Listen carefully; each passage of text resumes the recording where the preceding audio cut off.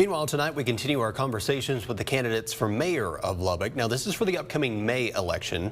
Stephen Sanders is someone you've probably seen on the ballot in this race since 2020. He's again seeking the office. The Lubbock native and tech grad and entrepreneur says he has a focus on the financials, seeking to find alternative sources of revenue for the city and for it to spend wisely.